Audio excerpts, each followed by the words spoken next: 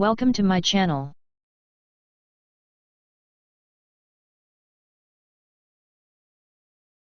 The Happy Land Fire.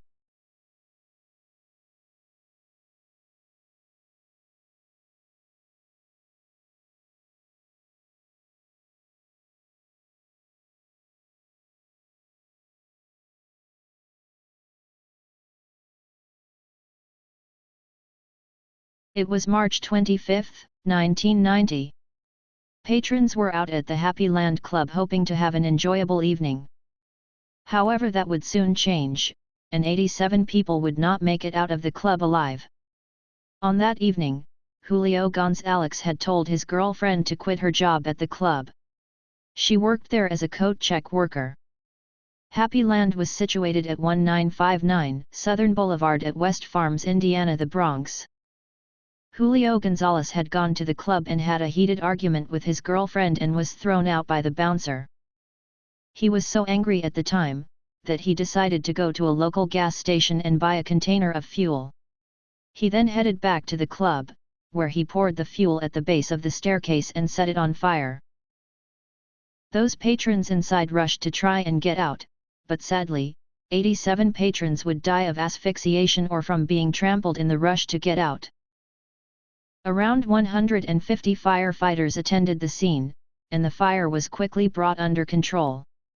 There were few survivors that night. Police quickly found out about the argument between Julio Gonzalez and his girlfriend, and he was arrested the following afternoon. He was found guilty of 87 counts of arson and 87 counts of murder on August 19, 1991. He received 25 years to life and would be eligible for parole in 2015. However, he was denied parole and would not be eligible again until 2016. He would die in prison of a heart attack in 2016 at the age of 61. However, as for the building itself, it was found that Happy Land had been asked to close in 1988, due to building code violations, which included lack of fire exits, lack of fire alarms and sprinkler system. In 1990, however, the building was managed by Jay Weiss, the husband of actress Kathleen Turner. It was found that the owners of the club had leased the building to the club owner Elias Colon, who died in the fire.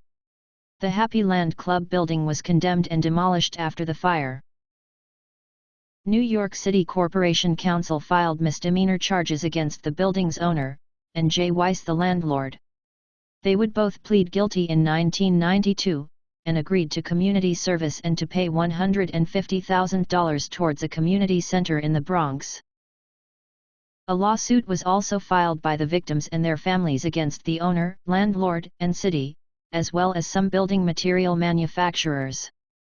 This suit would finally be settled in 1995 for $15.8 million. The victims would get $163,000 each. A memorial was erected across the street from the former building, with the names of the victims inscribed onto it. We forever remember the 87 victims who died on that tragic evening.